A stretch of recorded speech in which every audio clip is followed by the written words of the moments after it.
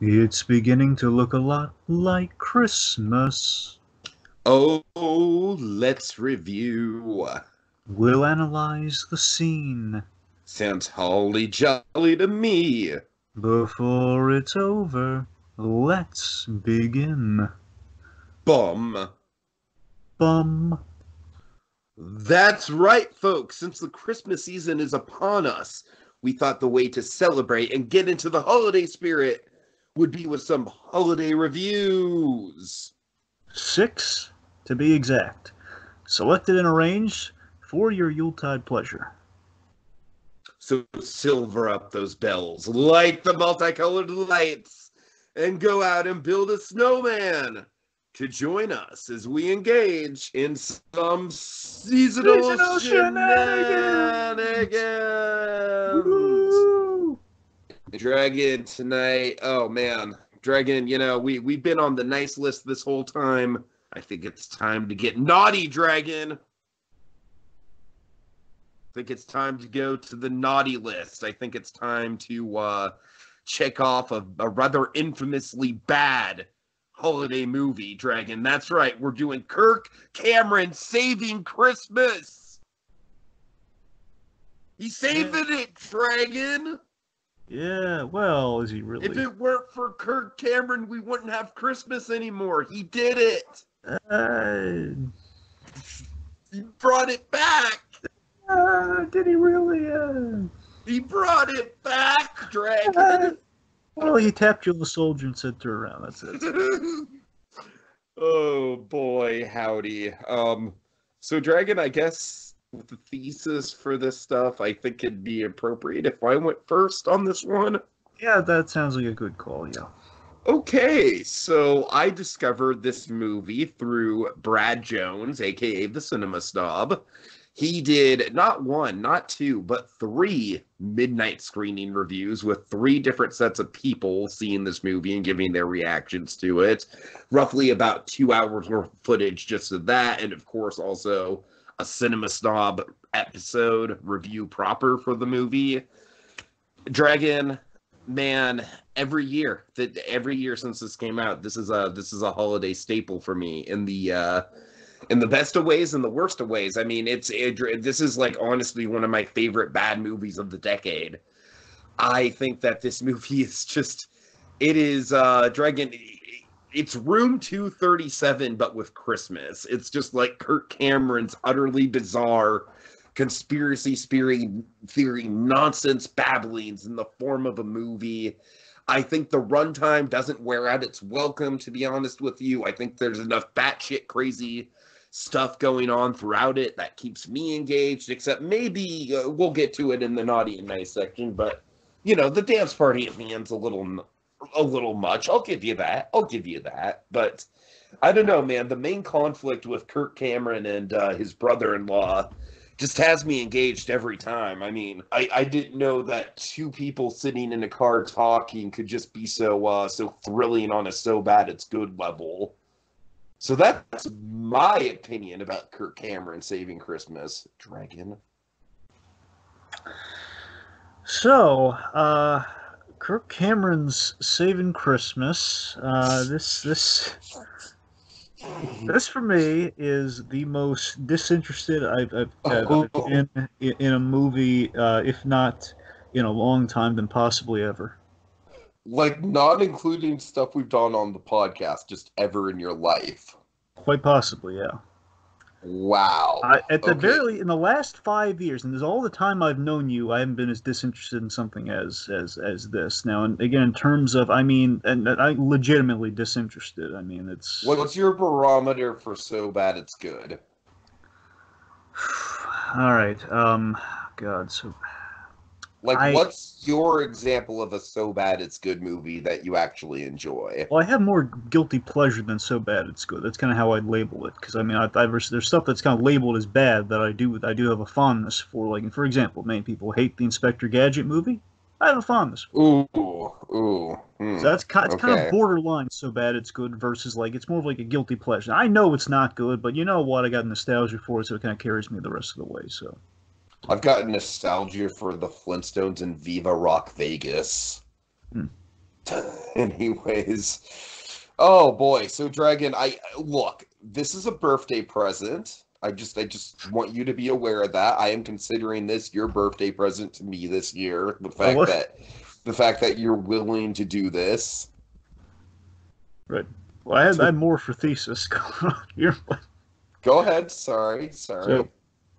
So basically, this is Kirk Cameron trying to jazz up the religious side of Christmas. Basically connecting dots. So every trope has a link to the Bible. Is in essence, that's kind of what this movie is. He has. I was hoping, just based on the poster for this movie, I was hoping it's gonna be like, hey, Kirk Cameron, like in a really over the top manner, is gonna try to save Christmas. Which sure, it might not be good, but again, it might be like worth a laugh. But was not that. Was not what that trailer was. It was not like Kirk Cameron, going on like misadventures around the holidays, maybe trying to fight for the soul of Christmas or saving Christmas, trying to I don't know, something. It was not that at all. So again, very disinterested. It was two people talking in a car is literally this movie's idea of an action scene. And that's what I'm saying. This again, as I mentioned this week, I mean, I legitimately, folks, I rarely do I get super legitimately disinterested. So you couldn't even get into any of the silliness that was going on, any of the what the fuck is happening on screen, any of the goofy dialogue, any of the bizarre performances. You couldn't appreciate any of that on the So Bad It's Good level.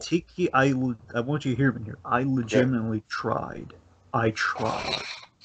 So you tried from a So Bad It's Good perspective. I tried from every perspective, Tiki. I tried. I believe you. I have moments. I struggled to find those moments, but I found moments that I could actually defend. But I found moments. This is very similar to the X-Men Apocalypse situation, except you're definitely, I know for a fact you're going to do a better job of handling it than I did. Yeah. But X-Men Apocalypse, Dragon, honestly, that is kind of of the movies of this past decade, that's up there for movies that I was the most indifferent about. I didn't like it. I didn't hate it. I kind of borderline didn't like it, but there were elements about it that I did like. And it was just hard for me to talk about. So with this, you're my spirit guide to Gotham on the animated Batcave, Dragon. I am going to be your prayer warrior as we go through Kirk Cameron Saving Christmas, my friend. All right. If I had to sum up this movie, the last little bar I'm going to get in there. If I had to sum up this movie with one word for me, one word, be pointless. Pointless. Okay. But he's saving Christmas. Not really.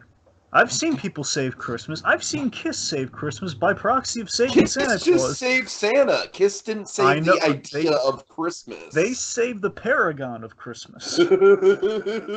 Which is very similar with ways they actually save something. Tiki, I like to think, I don't want to toot my own horn, I think I'd like to think I know when people have saved something.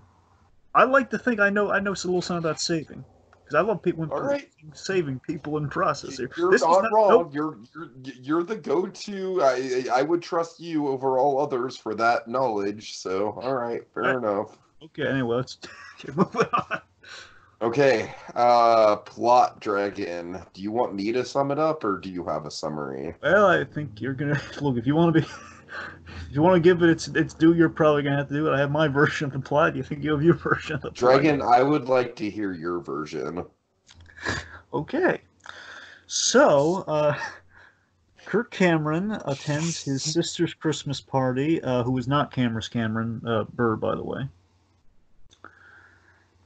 And his brother-in-law is not in the Christmas spirit. He's weary of commercialism around the holidays and more kind of specificities within the religious representation of the holiday, which leads to a movie-long car conversation about how all the hallmarks of Christmas have a biblical link. In the end, the brother-in-law gets into the holiday spirit, which leads to a dance party and a very happy Kirk Cameron. Kirk Cameron smiles a lot in this movie, Dragon. He does, and Tiki, again, I like a happy protagonist so much as the next guy, but I tell you, man, it was very. I mean, there's Donny Osmond from the Johnny Bravo Christmas special, and then there's Kirk Cameron. God. Donny Osmond. Are you saying that Kirk Cameron is more over the top than Donny Osmond in the Johnny Bravo special? Without hesitation. Oh. And Donny Osmond actually helps. Donny actually helps save Christmas. There was the difference, okay? So and again, oh, man. benefit, he has someone to play off of in Johnny Bravo. Kirk Cameron doesn't have quite that luxury here, which is why Kirk Cameron seems off-putting. Yes, Christian. Well, again, that's what I'm saying. Have someone to truly play off of. Where we'll get there. Oh, we'll get into it. We'll get into it, my friend. Don't you worry. Don't you worry.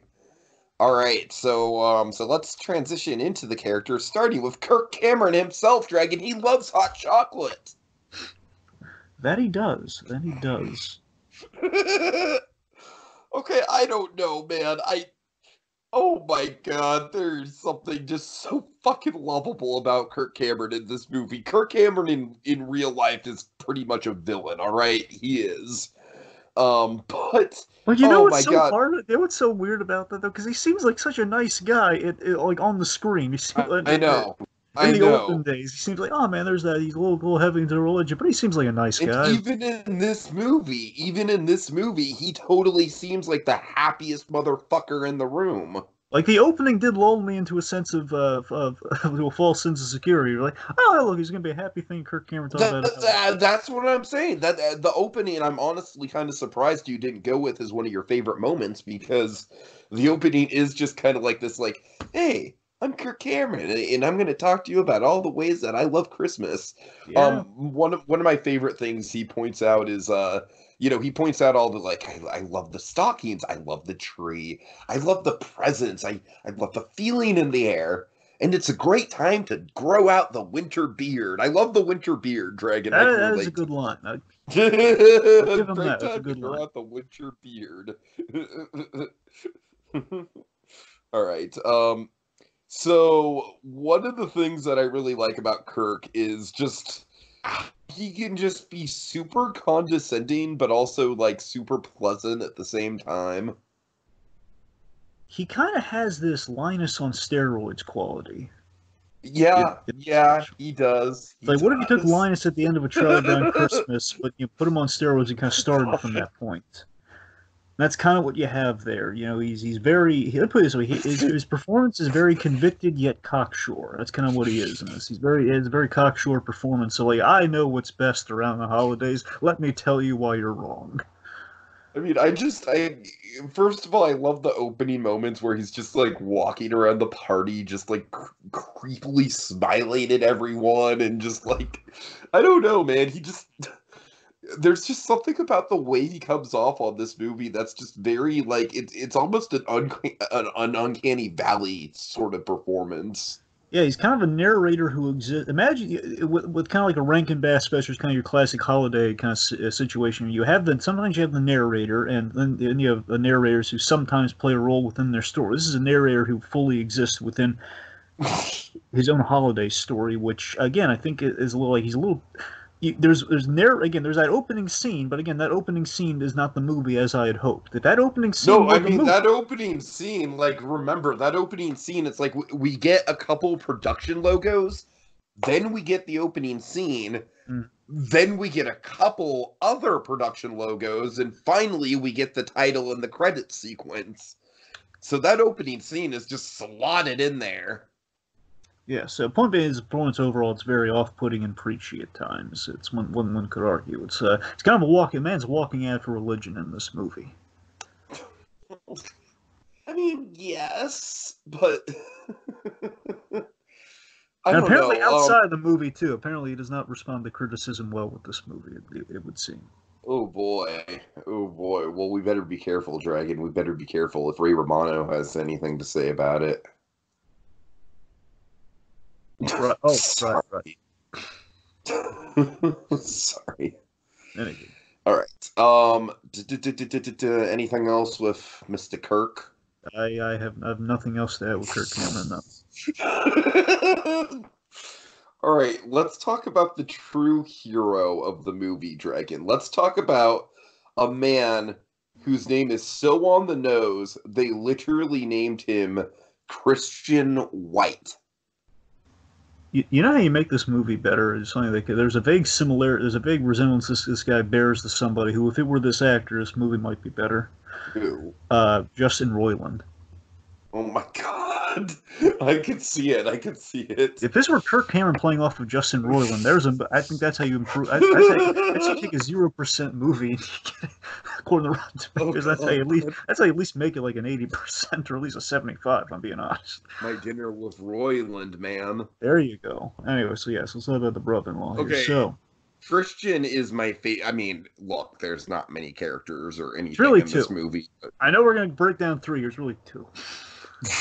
Um, Christian is my favorite thing about this movie. All right, he is the Tommy Wiseau of this movie as well because Darren Dwan is also the director. Oh, so he's the director. Okay, I didn't know He is the director and the writer. Kirk Cameron. I don't know how much Kirk Cameron had to do with this on a creative That's level. the weird thing, because I think all the criticism gets lobbed at Kirk Cameron, yet, despite the fact, as far as I could tell, he obviously wasn't the director and he wasn't the Despite writer. the fact that the actual guy behind all this nonsense is the guy that's being preached to in the movie, Which is weird because again, like, it's as far a as I weird could see, dynamic, Dragon. as far as I could see, like Kirk Cameron's fingerprints aren't anywhere in the making of the movie. Yet again, he's like the poster boy. He's in the film's title. It's not just Saving Christmas. It's Kirk Cameron's Saving Christmas. Exactly.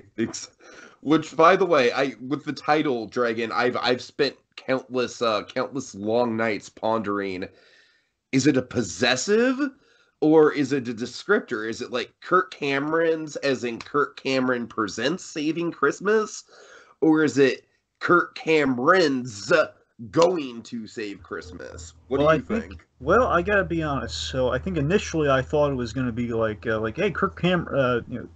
Well, honestly, I think what's supposed to be, I think at the end of the day, what it really is that it's Kirk Cameron in the process of saving Christmas, and Kirk Cameron is going to save Christmas, but again, kind of a false promise. But I think at the end of the day, what it really is, as after you watch the movie, after you've seen it, okay, it was more like Kirk Cameron's presenting Saving Christmas.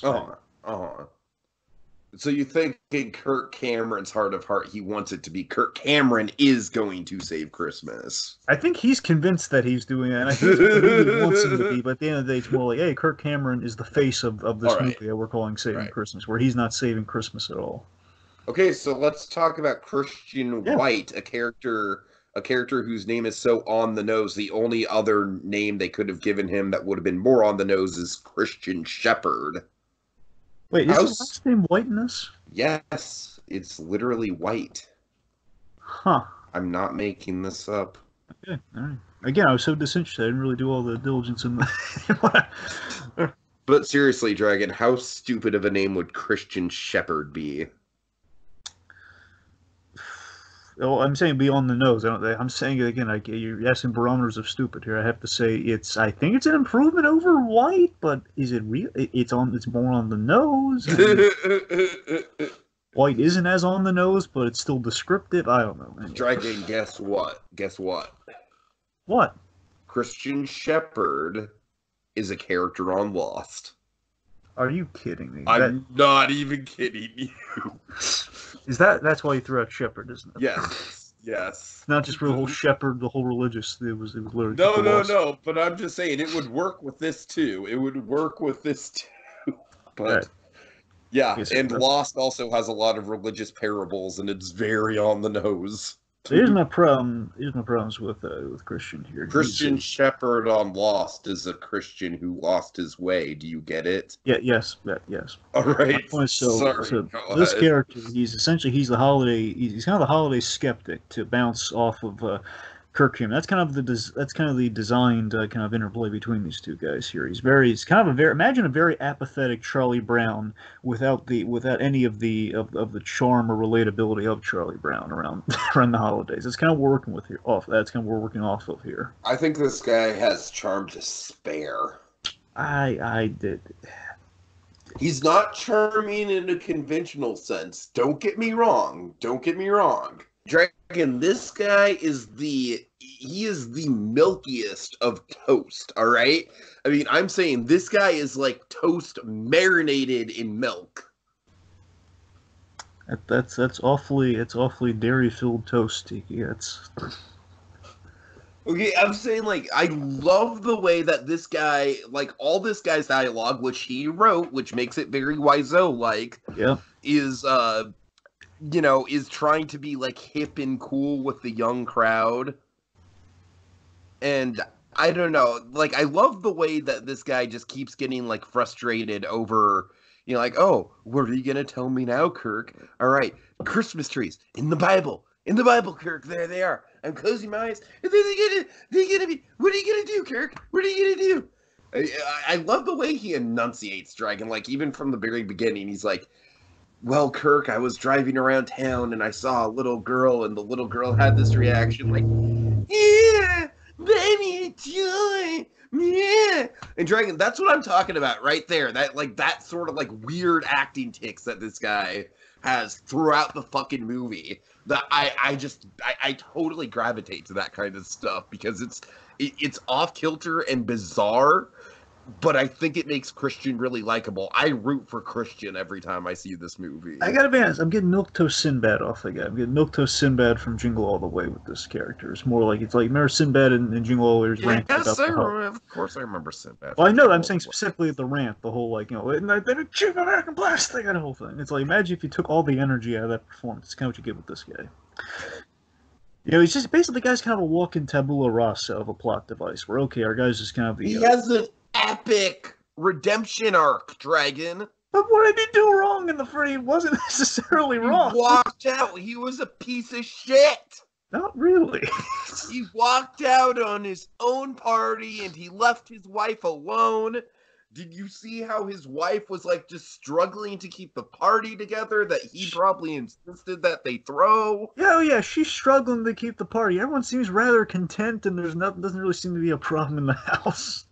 Dragon, without Christian, it's symbolic, Dragon. It's symbolic. We need the Christian at the Christmas party. Well, I think what without you're trying Christian at the Christmas party, everything is off, Dragon. That's why Kirk Cameron saves Christmas. I think what you're trying to articulate here is we've taken the Christianity out of the holidays and want to put it back in. I think that's what you're getting at there.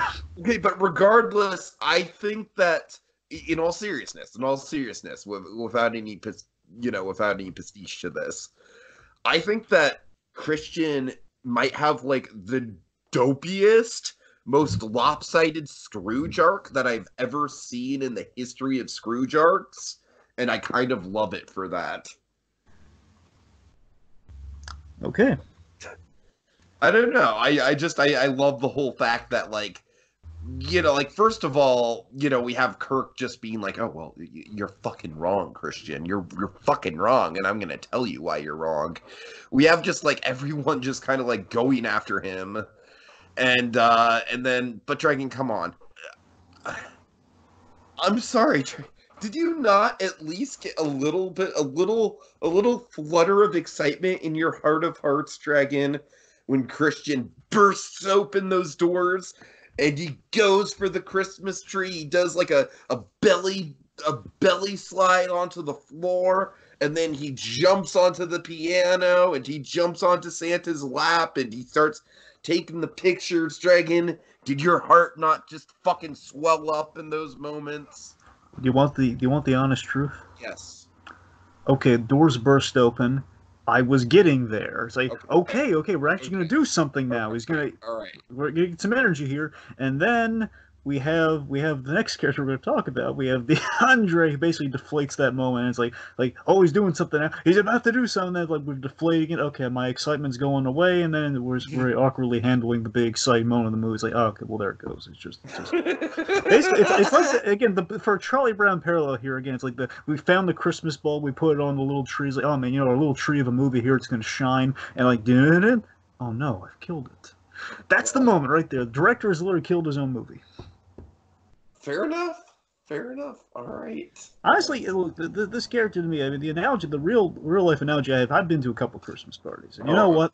It's annual Christmas parties. He's always like that uncle or that not for me. I'm saying I've gone to friends' Christmas parties. I have that relative. I don't know what the relation is. Like a friend of the family or uncle or something. Mm-hmm. You have that guy at the party who is kind of he's like the vaguely annoying guy who's he thinks he knows what he's talking. He just goes on and on. You get a sense people are just letting him talk. You might have had a few too many. It's like, okay, basically in terms the rants and stuff that this guy has about the holidays. It's like, yeah, he's just kind of going on, and then but he just people are tolerating him. That's kind of the vibe I get because Kirk Cameron's not really reacting to him that much. He's like Kirk Cameron's basically waiting to say his uplifting Kirk Cameron Yeah, dialogue. he's just sitting there and he's smiling and he's being very polite. Kirk Cameron's a very generous scene partner, Dragon.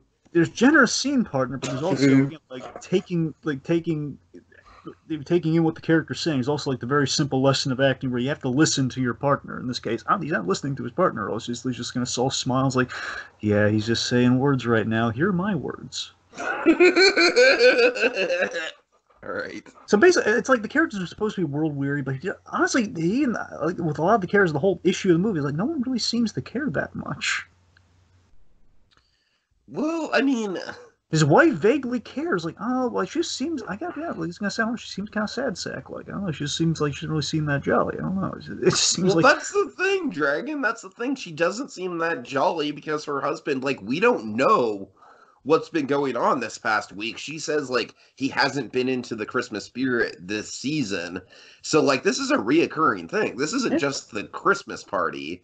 Like, you know, this guy, for all we know, has just been kind of like a cold jerk who's given the cold shoulder to his wife for, like, the past few weeks. And this is his moment after a bunch of pent-up tension, after a fucking heartwarming lecture from Kirk Cameron to finally just let loose and be himself and, you know, not be afraid of the commercialism, to embrace the commercialism. You know why? Because this is the most freaking pro-commercialism movie that I've ever seen in my life.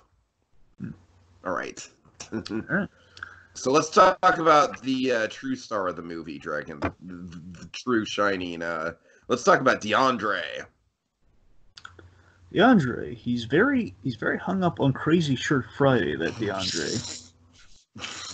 Yes, he is. Yes, he is. I will admit, had there been payoff with Crazy Shirt Friday, had actually made coherent sense later. You thought that there was going to be payoff for Crazy Shirt Friday. At the very least, no. Here's the thing. So with the that'd be like The Room paying off the drug dealer. Let me be clear here. Okay, what I'm saying is I expect like literally everyone to be wearing crazy shirts because obviously we're not going to change days when we're set on Christmas. If I know that much, what I'm saying is, this character's all about incoherent rants.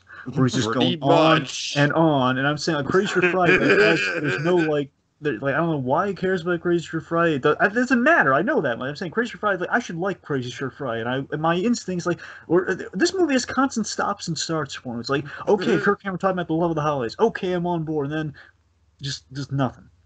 Okay. Christian, the brother, he's bursting through the doors. He's about to really enjoy the holidays. It's gonna be over the top. It's gonna be fun. And then, like, oh look, he's gonna do stuff. It's like, let's just move on. It's like, okay, we're deflating. And this guy's like Crazy Shirt Friday. Okay, this guy might be a fun character. And well, the rest of the movie's in the car.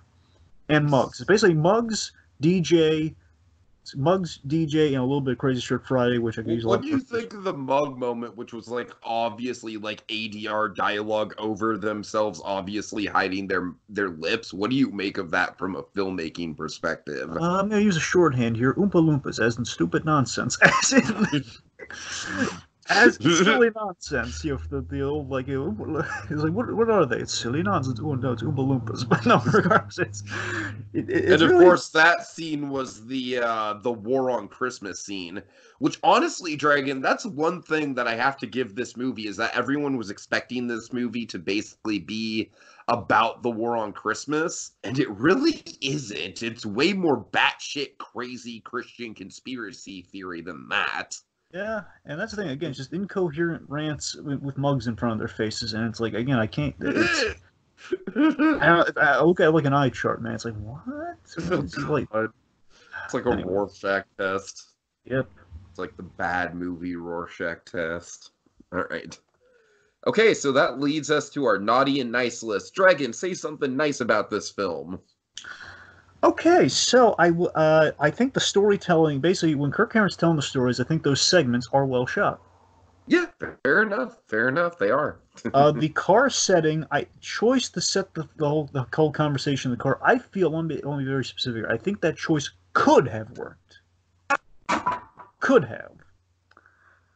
I don't think it does, but I think the whole basically setting two characters in a car for the majority of the movie, having a conversation, had that been a little bit more excitingly Jack, because again, I will direct you like Brad Bird in terms of like you move around the car, you have like compelling conversation between two characters. You can have like a scene within a car, and the gutsy choice to set that for a majority of the movie. I could have been on board with that had the conversation been more engaging or an actual good performance been between two actors. I could have been in for that. Like maybe had it rained a little on the outside or snowed a little on the outside, maybe it's a little cozier. I don't know. I'm looking for anything at this point. I want to say the We whole needed Coco in the car, Dragon. something. That's what I'm saying. Literally, it's like I really do feel the car saying I was gonna be really impressed. I was like, oh man, we're still in the car for this whole movie. Like again, like in an Albuquerque verse, that could have been amazing. It could be like a one Oh act my play. god. That's what I'm saying. Like, you could Who have would like a be whole. our Kirk Cameron and who would be our Christian White in that? Would it be Jesse and Walt? Well, I'm saying if you want to go with White in the equation, then sure. But I mean, either that or like Jesse and Mike or something. I don't know. Whatever you want to do. I just don't like Christmas, kid. I'm saying if you want to go to literally like the Ryan Johnson of all, you would have Walt and Jesse in the car basically conversing about stuff. I mean, we kind of did that with the RV with 4 Days Out in another capacity. Regardless, I love 4 Days Out. That's what I'm saying. You could have had a underrated Christmas version of 4 Days Out within the car if you had better actors in there. That's what I'm saying. It's like two actors in a car shot a little better instead of just like back and forth, back and forth, back and forth. We just kind of dog. We're having essentially half a performance here. Basically, it's like some fraction I don't even want to calculate. Where you have the director slash the actor slash the writer who is like he thinks he's emphasizing certain lines, but again, just kind of bouncing off of just like guys not really listening in the scene. Do you have anything else nice to say, or should we just transition to No. I'm saying I got a little hung up on the car. I think I got a few more nice things. Okay, go ahead. I like the whole presence as the little skyscraper shot. That's kind of nice. Sure. I love the line. It's a carjacking of religion. And something that again I wish that I was again yet another start but no payoff here. I love visually. I love how we frame Christian as the Grinch, where we shoot him like as the Grinch, and we have like him like messing with his like the teeth and stuff like the Grinch with a little toothpick at the start of the Grinch. We're vaguely homaging the Grinch at the start of the movie when we introduce the brother-in-law. However, after it's like again, there's not really like a well, again, I won't get into the naughty of it all. The point being, I think it starts something kind of neat, like, but stylistically we kind of drop off of that and we lose it with the chemistry of the scene and so on and so forth. Point being, a little homage to the Grinch is nice. Okay. That's all I got. Yeah, in terms of my nice, I mean, obviously, all my nice is going to be from a So Bad It's Good level, of course, but yeah, I honestly do think when I think of this movie, I mean, the easy like elevator pitch sell to it is it's the Room of Christmas movies. I think this movie is so fun, just from the basis that it's clearly an auteur project. It's obviously like some sort of weird propaganda, but it's also telling a vaguely Christmas Carol-esque story, and it's got kind of like a clear redemption arc for the main character. There's so many interesting moving parts to this thing, in just a how the hell did it get made sort of point of view. It's incredibly preachy, and yet the historical stuff is actually, like you said, Dragon, and it's actually surprisingly well shot. And but still there's just goofy dialogue abound, goofy performances abound. The whole thing is just non-coherent when you get into the the actual lectures. It starts to feel very conspiracy theory-esque. But honestly, that's why I love it, because it is kind of like a trip down the rabbit hole. Every time I watch this, it's kind of like just taking a journey inside the insane fucking mind that is Kirk Cameron. And for that reason, I mean, it is a holiday classic to me. But anyways, those are my the holiday classic, and obviously the So Bad It's Good way. But still, those are my nice things. Let's transition to naughty. So I think the root thing with the movie is, there's not a clear cut like, there's no real moral or real debate that's going on inside that car again with the whole conflict and arc of the movie. I think it kind of really takes a lot of the juice and a lot of the logic out of the movie here, where it's not an easy pairing like Kirk Cameron versus an atheist. There's a movie, okay, I get where the dilemma is, I get where I get where the conversation would be. I'm glad you bring that up, because that is the weird thing, is that Christian White is literally just like you know, he's a Bible thumping Christian just Yeah. like everyone else, except he is kind of trying to get down with the kids. He's got some jive talk going on, but you know, Christian, yeah, you're right. It's like one look at him and he looks like an atheist. He's dressed like a stereotypical, like, you know, like upper crust atheist, you know? I mean, he gives So that impression it's off the whole weird that Grinch he's angle. not.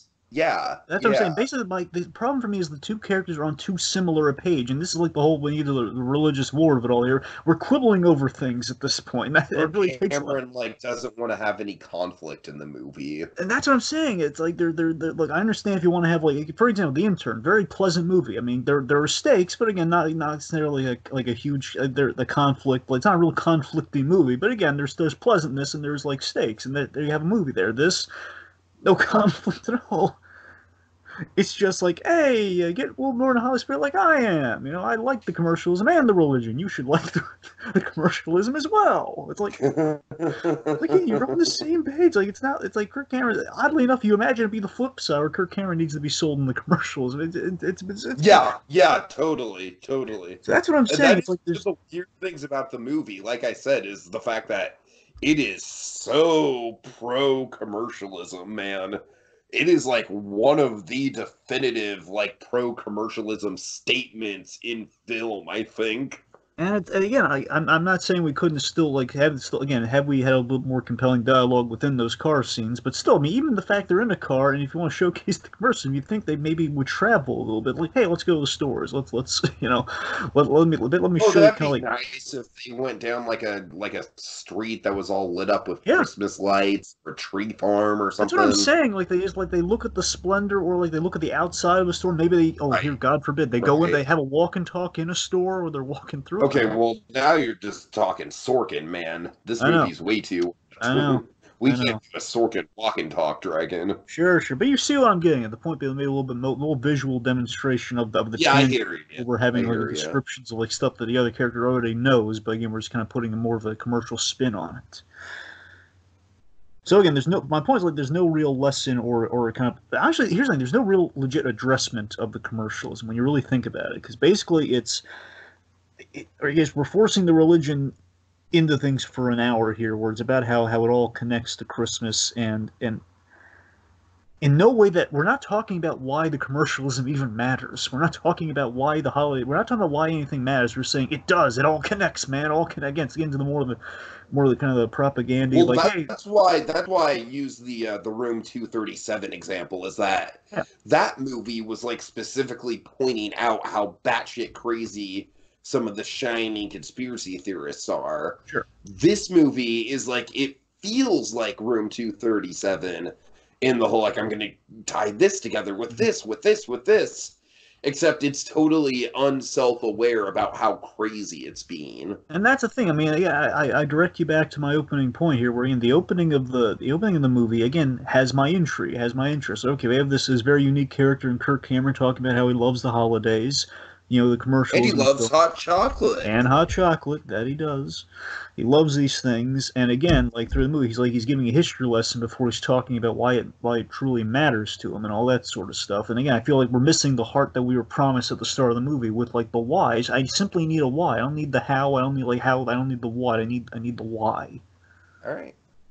All right. So as I Okay, mentioned, so just I mean, just obviously, like from a technical level, this film is a mess. It's just like it's just the most bland shot, reverse shot you've ever seen. the inside of The the house writing is a terrible. mess. There's just nothing to it. Go ahead. Sorry. Looks very very like, kind of like Channel Awesome when it's not like firing all cylinders. Feels very Ooh, early Channel Awesome ooh, when we're inside. yeah. We're inside the house. It looks very much like there's kind of a camera there, but it's like it's not like the guerrilla filmmaking like Channel Awesome did in the day. So it doesn't even have that excuse. It's more like, hey, we're inside the house and we're outside in the car, and then we put all of our budget into the storytelling segments, which do look really good. It just looks very much like it looks like if Kirk Cameron had a Prince vault, this movie would be in it. Oh God. Anyway. So of course there's no real Grinch redemption, and the whole Enlightenment arc feels really weak sauce because again there's no real Grinch in the movie. It has a little conflict there that I went through. The side characters are ridiculous and pointless. The Again, side characters are terrible. I won't deny you that. They are legitimately terrible and hard to watch. The mug scene again. I direct you to. It's not honestly. No, It's not a real movie. It's just it's a long, boring it's conversation. not. It's not. It's not. I mean, I'll agree with you Like on if that, Kevin Dragon. It's Smith really did this not. movie, if Kevin Smith did this movie again with again, if you do it the kind of, again, you have two characters having a conversation in a car, I feel it'd be a lot Right. more compelling because you'd have great dialogue. This does not have Sure. that. Sure.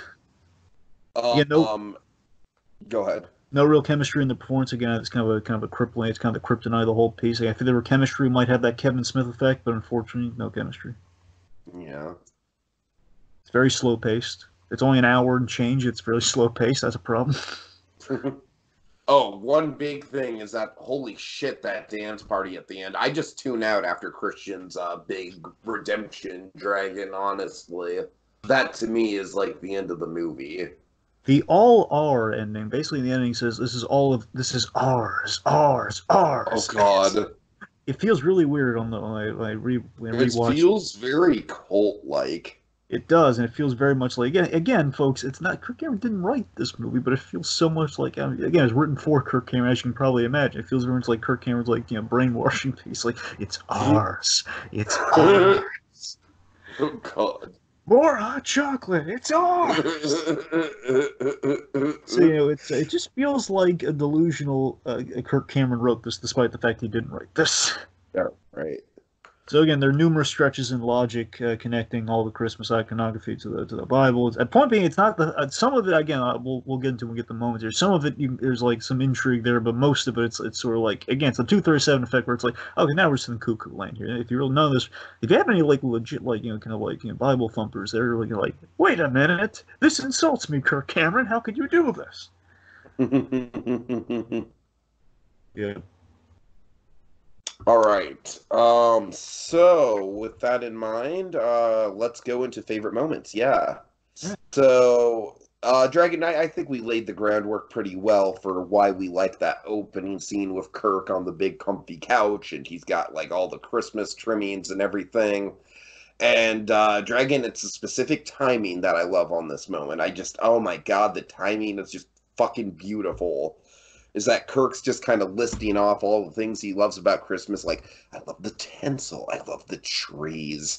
It's a good, like I said, the good time for growing out the winter beard. And I love the fire. And I love the atmosphere and everyone getting along and getting together. Then you cut to a close-up of Kirk Cameron. Long, almost painfully awkward pause. And then he gleefully holds up an obviously empty mug and exclaims, "And I love hot chocolate." And Dragon, that to me is like almost the quote of the movie, just like the whole like, "And I love hot chocolate." And then so then he proceeds to do like the rest of his little opening monologue, pretending to sip the obviously empty mug. And it's just such a great way to like get the movie kicked off. Like, what are you doing here, Kirk? What are you doing? What is this? All right, let's see. So my second favorite moment is the Christian White Santa rant that he has. Now, this is after Kirk Cameron has connected the Christmas tree to the Bible. It's after help me out, Dragon. What else? What else came before this? Okay, I'm sorry. Remind me of the scene The again. snow globe. It's after the snow globe and after the Christmas tree. And Kirk brings up Santa Claus. No, I'm sorry. Christian brings up Santa Claus. And Christian's like, "Oh, what are you going to tell me? That Santa's in the Bible too, Kirk?" And then he just goes off on a rant. He just goes off on a bizarre little tangent. Like, "All right, I'm going to close my eyes. I'm going to close my eyes. And Santa's going to be there. He's going to be right there. He's going to be right there. Santa in the Bible, Kirk. Santa in the Bible." And to me, it's like, again, Dragon, it's a very weird sort of back and forth where it's like this guy is like voicing the frustrations about how bullshit this movie is to Kirk Cameron, even though the actor wrote the dialogue. It's so uncanny and odd, but I think personally hilarious at the same time, the way he's just so obviously hamming it up. And then finally, to me, the big moment of the movie, the money shot, in my opinion, is the Santa gaze. Now, this comes right at the beginning of Kirk Cameron's story of how Santa connects into the Bible. And essentially what we get is we get a big old hard smash cut to a mall Santa. You can see his, you can see his 5 o'clock shadow poking out from his fake beard. And his eyes are piercing into your goddamn soul, Dragon. His eyes. His eyes. And this moment is just, it encapsulates what I love about this movie from a so bad it's good level, because there is no reason for this shot to be here. There's no reason for this shot to be as intense as it is. It's just baffling. It's just sheer what the fuck insanity. They hold on it for so long. I want to say they hold on this shot for a good 30 seconds, if not longer. And the whole time I am just sitting there just like, what is this? What this is, like, whose idea was it to make this Santa Claus just evil Santa? It doesn't make any sense, Dragon, but I love it. It's so baffling. All right. Those are my moments. Okay. All right, my moments. Did struggle to find them, but I found them. So I guess just within the framing of it all, the whole, basically the whole, you're wrong moment. Not so much that moment, but so much the moment that precedes it, where the two have a conversation in the car, and then it kind of equates to after a different rant, I believe, after not the Santa rant, but an earlier rant from Christian, the brother-in-law. Kirk Cameron's response is, "Right on, man," and they do a little fist bump. But you're wrong about everything. You love the fist bump. Little fist bump, it's nice. Moving on to some actual moments. Well, hold on. Just to emphasize, right after the fist bump, like I said, we get Kirk Cameron just laying into Christian, just right on. I hear you, but you're wrong. Yeah, but again, it's Kirk Cameron's just like, but everything you said, it's wrong. It's wrong. It's wrong, Christian. Everything. All right.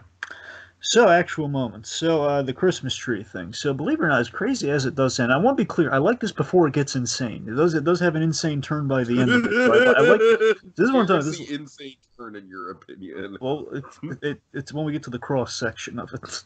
All right. Fair enough. That's the insane part. Now, I do like there's like kind of in kind of the Room 237 comparison. Some of those, I'm sure, it's been a while since I've seen it, but I'm sure some of those things did have some validity, didn't they? It's been a while, so I can't remember. That's why I'm asking you. Like, was there anything like vaguely valid in there, or was it all just like very, very vaguely valid? Maybe, perhaps. You know what? Kubrick I'll take. Was a weak guy. Let's just go with vaguely valid for this as well. Let's just go with that. Anyway. All right. My point is, there's like some vague logic here. Where, okay, so if we're going with like a delusional Kirk Cameron here who's very into the holidays, okay. We have basically making these connections. When you get basically the baseline that I got for what we're going with the movie here is, okay, we're taking the ideas of Christmas and we're making them, we're having a religious connect definitely kind of jammed in there. And the Christmas tree is when I kind of got what they were going for with the movie. Where basically we have the Christmas tree being the religious connect to the Christmas tree being the tree of Genesis, the tree of Adam and Eve, the tree of good and evil, the whole knowledge thing, that whole thing. Uh-huh. So the idea there were, okay, this gives me a sense of where Cameron's going with all this. The whole I'm seeing a method to the madness, one could say. The idea. Okay, so the tree is important because of Genesis. Well, okay, I get where we're going at here. So why on earth do we have a Christmas tree around the holiday, which of course is very much marketed around the whole Christ of the sentiment there? Okay, well that would be. You need a biblical comparison. Tree goes to the other tree. Okay, pretty simple. I can follow that. Okay, one tree begets the other tree if you want a religious connect. That one's pretty straightforward, right? Yeah, I would say it's probably the most straightforward connect in the movie, and the rest just get progressively insane as we go on. And even this one gets complicated unneededly. We're okay, very simple. Tree begets tree. I can buy that. Okay, so if you need like a logic, why the heck do we put Christmas trees in our house? Well, a tree was important in the Bible, and the whole the whole baby Jesus of it all. I get it. Okay, that factors in. Okay. All Now right. again, when things get off, things completely fall off the rails. The whole like the idea of the cross, where again, like said, we put them. But the reason we put like a star on the tree is because we put it's essentially symbolic of Jesus, kind of like crucified, but by his own choice instead of like people violently crucifying him.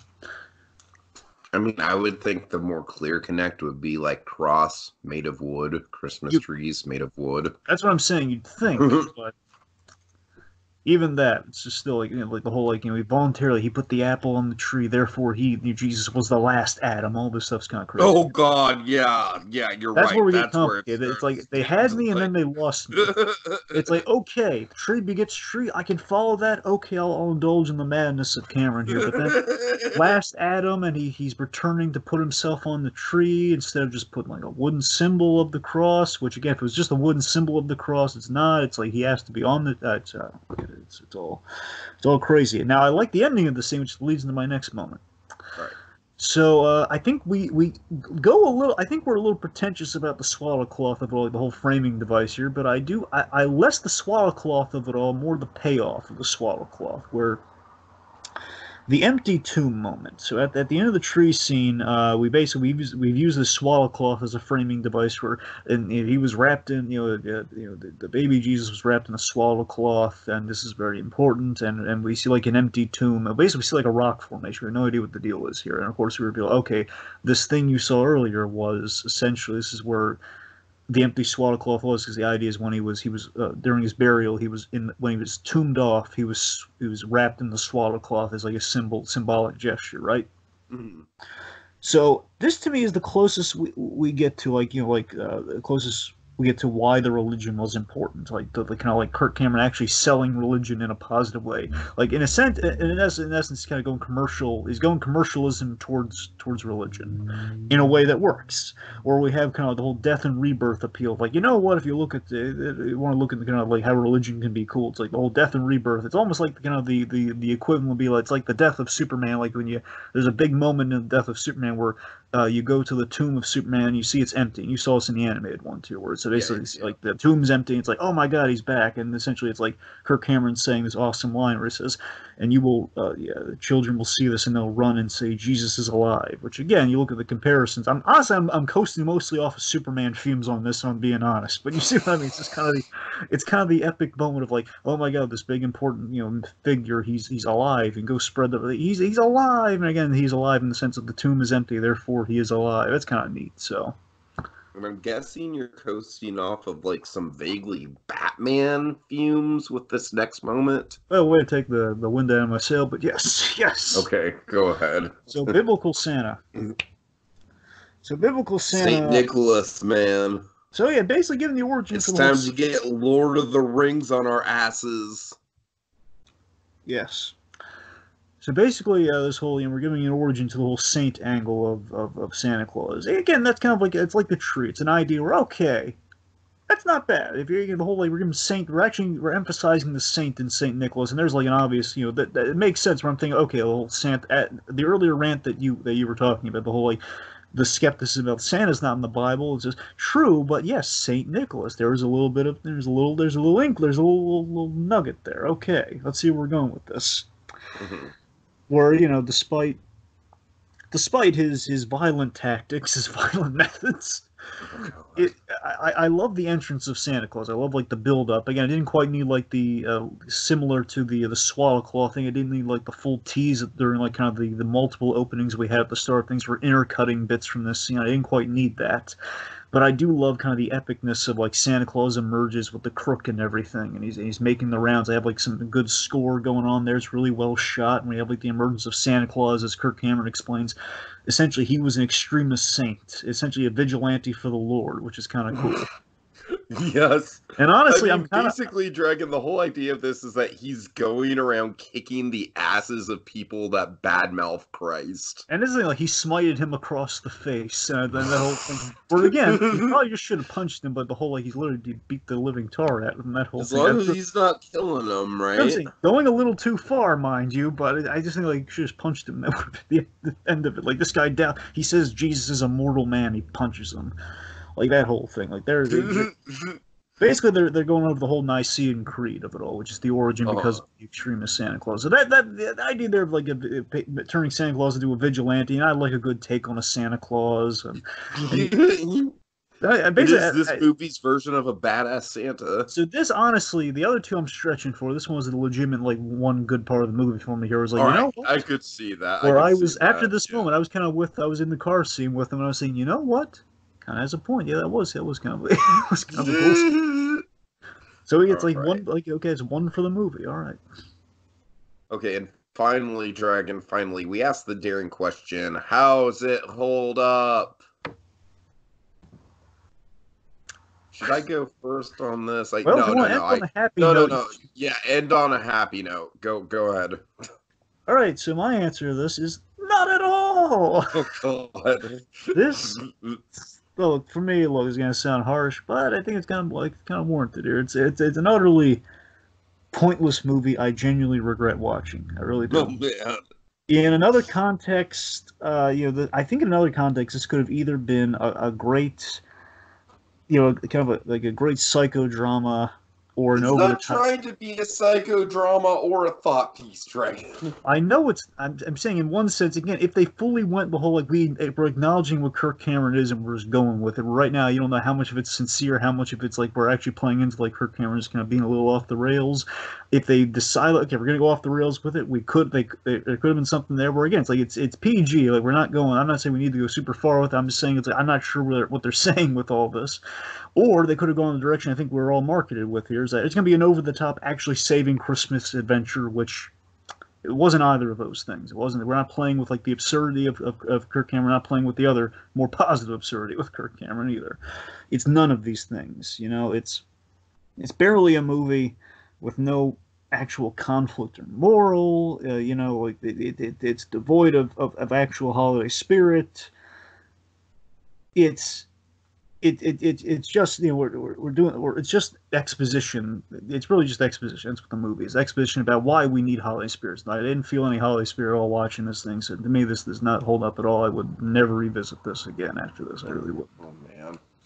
All right. Well. All right. I'll be the optimist in the room. That's fine. I will revisit this every year. I want to show it to as many people as I can who I know will appreciate a bad movie. Basically, other suckers like me. Pretty much. I don't know, Dragon. To me, there's something about just the sheer incompetence on display. The incompetence from the filmmaking to the weird performances to just the sheer what the fuck insanity of the actual narrative and message that Kirk Cameron is trying to spin. It is just a movie that you just stare at, and to me it's like a puzzle that I'm never going to be able to crack, but I always want to try. But I can totally appreciate you like just thinking it's pointless, because it is pointless at the end of the day. It is the insane ramblings of a madman by all intents and purposes.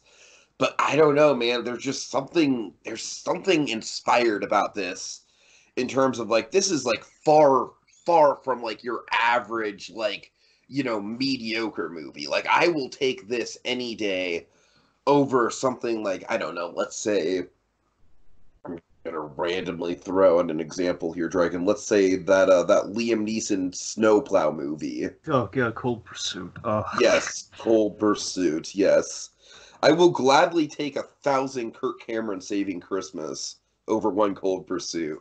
Because the world doesn't need more Cold Pursuits, but the world needs more what the fuck insanity like this that everyone can get behind and point and laugh at. All right. And that's it.